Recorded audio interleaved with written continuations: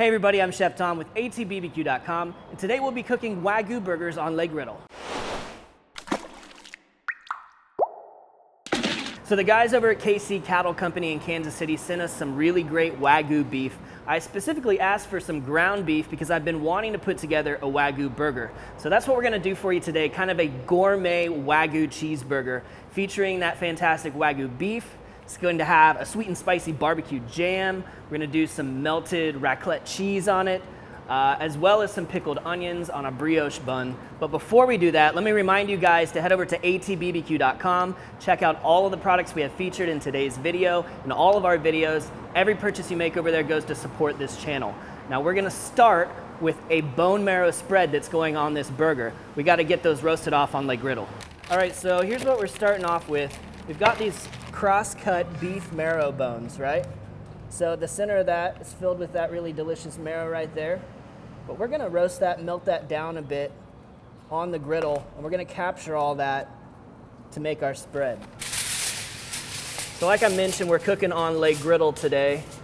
And I'll put some foil down because I don't wanna lose any of the stuff that comes out of the marrow. And then we'll put these bones right here on top. Now you could totally do this at home on your Yoder or whatever grill you're cooking on. If you've just got a griddle in place on your pellet grill, on your gas grill, whatever it may be, even in a cast iron skillet, you probably want to run your pit around 400 degrees or so for this part.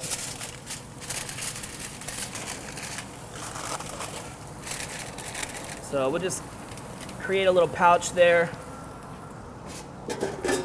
I cover this thing up to trap some heat in to expedite the process. All right, so it's been a few minutes already. Plenty of action going on in here. I'm just gonna turn these over to cook them from the other side as well.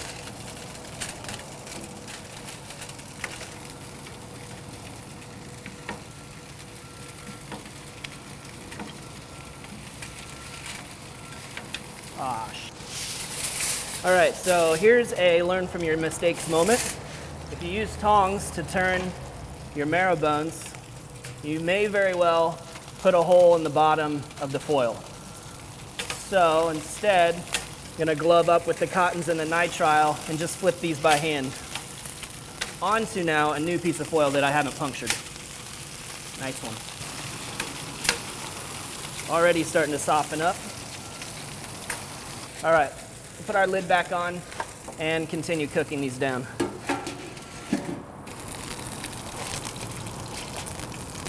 So we're starting to lose quite a bit of that fattiness out the bottom. You can see as I'm poking these that they're really soft. See that?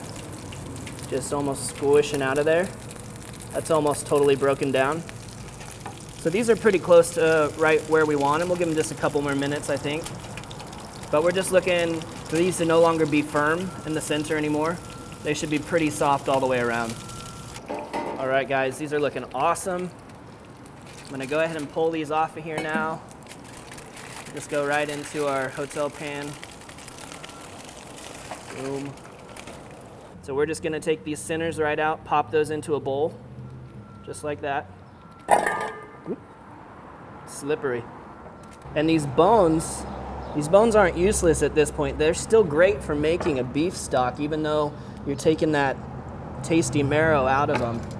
And a lot of them still have some bits of meat left on them, so you can save this and make a beef stock out of that for sure. Essentially what we're doing with this marrow spread is replacing the butter that we would use to butter our buns typically. We're gonna be using this beef fat and marrow that has tons of beef flavor to butter our brioche buns before those are toasted on the griddle. So that makes this part optional, but it's a pretty impressive little condiment. Just get the last of that fat, and I gotta throw this into the refrigerator now. So think of this as melted butter. We've gotta firm it up a bit, and then we're gonna whip some herbs and salt into it. So this is just about 15 minutes in the fridge. You can see all that fat's kind of starting to solidify, and there's the marrow. It's softened, but it's cooled off. And we're gonna put all this fat and marrow into our food processor. The next thing we're gonna do is add some fresh thyme, just to give this a nice herbaceous note. Now the fat, you know, it's great at carrying flavor and it has great beef flavor in that marrow, but there's a few other things that we can add to it to really enhance it, including this fresh thyme, and of course we'll need just a little bit of salt to enhance it as well. There's no salt at all on this at this point. So we're looking for, I don't know, a couple teaspoons, maybe a tablespoon of fresh thyme. Now you could add anything that you like at this point in the process that you want to use to kind of flavor this fat, flavor the marrow. If you want some heat, you could put some chilies in here or some sriracha. If you want some sweetness, you could add a little bit of honey. But we're just gonna get our thyme and a little bit of smoked salt in here and blitz this up. So this is kind of smoothing this out, breaking down that marrow that's in there. And you can see how it's changing in color. It's also incorporating air, so kind of whipping all of that fat and marrow. Got a little thyme that didn't quite make it in there. But yeah, you've got this really like smooth whipped marrow and fat condiment now. Lots of great flavor in there. Oh man, just melts in your mouth, kind of coats your mouth. That's gonna be great. You could just put that on toast and eat it, it'd be fantastic. Now you could store this in the refrigerator for a week or so, but since we're gonna be using it today to spread, I wanna keep it at room temperature, so we'll just set it aside for now. So next thing we're gonna do is form our burger patties. Like I said, we've got this great Wagyu beef from KC Cattle Company. We've got a couple pounds of it here, but there's not much to do to this. We're not gonna affect this beef very much except to put a little bit of rub on it when we actually throw it onto the griddle. We want to make some nice big half-pound patties, so I'm going to take this 2-pound hunk here and just divide it into 4 roughly equal-sized patties there. Want to keep these nice and cold. You're going to take a look at your burger bun. I'll grab one for now. Here you can see the diameter of our brioche bun, so we want our burger to be just slightly larger than that since it'll shrink up just a little bit. And make sure everything's nice and compact. Press it out to the size you want it. Even up the sides, and you can give it just a little bit of a divot in the center there so it doesn't plump up into a softball. So we're seasoning today with the California tri-tip from Cattleman's, but I've put it in the crush grinder here just to break it down a little bit finer, so we don't scorch any large pieces on the griddle top. Pretty big hunk of meat, so you can go a little bit heavier than you might think with the seasoning, or lighter if you prefer. All right, I'm gonna hit the surface of the griddle with a little bit of duck fat.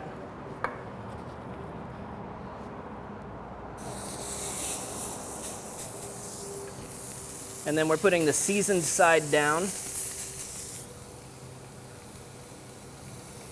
Now on the griddle, we're actually cooking over like a medium-low heat, but it's still pretty hot as this machine works. If you're doing this on a griddle on your grill, you're probably gonna want your grill up at about 450. We're gonna hit this other side with some seasoning now.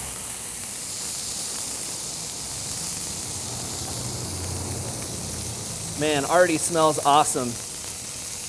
That beef and fat hitting the hot griddle.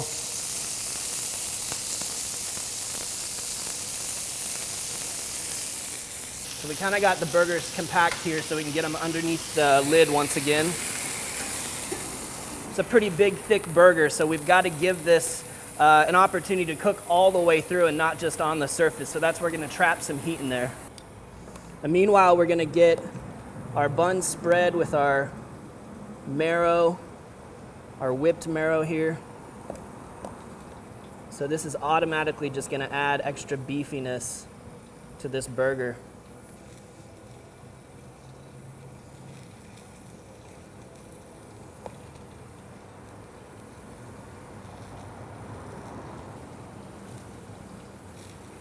So let's take a look at our burgers now. Smell amazing. Yeah, we're getting a nice sear on there. Let's check this out. Look at that. Beautiful crust.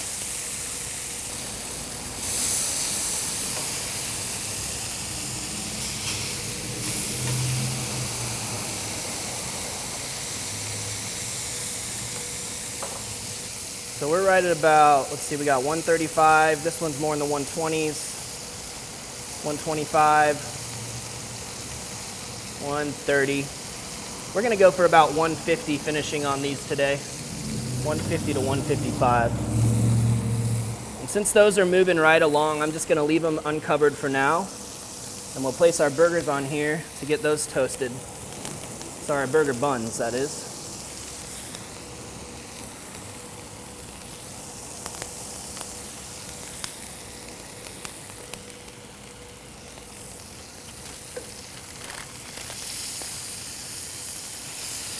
Now come on down to this end by the burgers. I'm going to show you the next kind of exciting thing we're doing with this burger. I'm going to lay down a bit of parchment here. And what we have is some raclette cheese. Now this is a Swiss cheese. It's a melting cheese. If you guys have ever seen those videos of the big old torch, they sit in a cradle and there's a hot surface, and sometimes people will even use a torch and they just scrape all that cheese off, typically put it over potatoes or something like that. That's what this cheese is, the raclette cheese. It's just a fantastic melting cheese. You'll already see it start to loosen up on the bottom there. See that? So we're gonna kind of soften that top layer. We can start to scrape it off and put it over our burgers.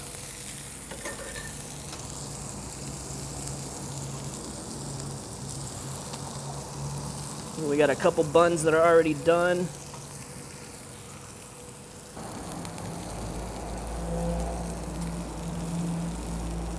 All right, so the raclette, I've moved to the cooler side of the grill now. As you can see, it's really melting away. So we're gonna start to take some of that off and transfer it over to our burgers.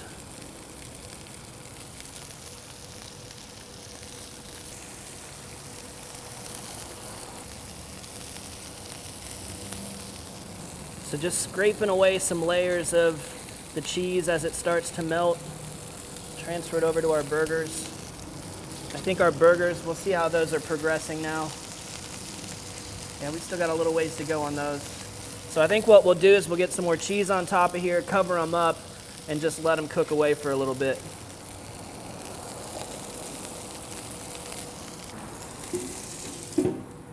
So while those burgers finish cooking, we're gonna put together a little sauce to go on this burger. We're starting with the Holmes-made raspberry jalapeno fruit spread, about a 1/4 cup of that. Then we're gonna add to that just a tablespoon of Big Rick's original barbecue sauce. So making kind of a barbecue jam here. 2 ingredients, incredibly simple. But when you think about the flavors that are going on this burger, we've got a lot of fat, right? We need something to cut that, and a little bit of sweetness will do the job. We can also use some acid on this burger, and you'll see that here in just a minute as well. So let's check on our burgers. Should be just swimming in cheese at this point. Nice. In the 140s now, coming right along. So that cheese is just all around it, and this stuff that's down here on the griddle is gonna have great texture when we pull that off of there in the end. We'll cover that back up and let it keep going. For that acidic component on our burger, I've made some quick pickled red onions. Now this is something we've done in a tips and techniques video before, so I'll make sure to put the link to that video in the description down below. It's exactly the same, except that I've added just a little bit of flavoring by putting a crushed clove of garlic and a little bit of red chili flakes just for a little bit of heat. Now I'm frequently talking about balancing flavors and stuff, right? So we've talked about the acid, the sweet, the fat. Now we need something fresh to go on our burgers. So some heirloom tomato is ideal. A little bit of lettuce for some crunch, also a really good idea. Guys, these look like they're right. Just perfect. Coming up 155. This one's a little bit behind. Let's not waste the last of our cheese. So a little bit more on top. This is not your everyday burger. This is definitely a special occasion burger. You don't want to do this one too often. I mean, you'll want to. You just shouldn't. All right, so let's start to get these off of here.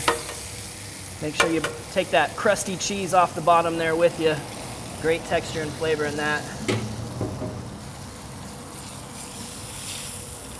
All right, so let's build these burgers now, starting with our barbecue jam on the bottom bun.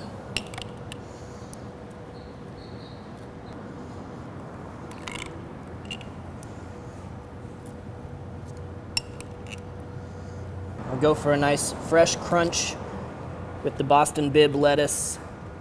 I like to dig down to about the middle of the head of lettuce to get these perfectly sized cups. It's like they're designed to hold a burger. Continue adding that, layering on the freshness with these sliced heirloom tomatoes. And then we're coming in with the Wagyu burger covered in that raclette cheese.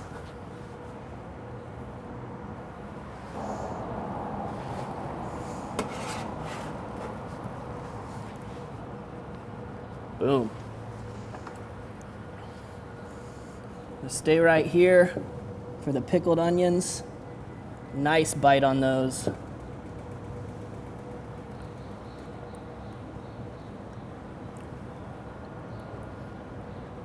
And these have just been sitting overnight, which is all they need, is just overnight.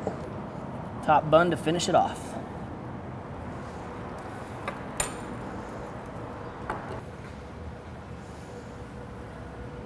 So let's split this guy open.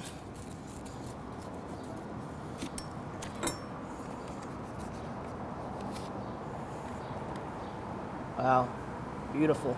And hey, look at that. So juicy. That's some good looking beef.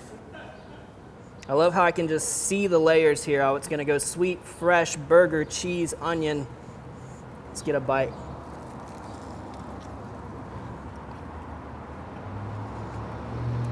Oh man. That Wagyu is something else. It's so beefy. But I'm even getting beef in that crunch from the toasted bun. Just a touch of sweetness from that barbecue jam and enough freshness to really balance everything out. It's fantastic.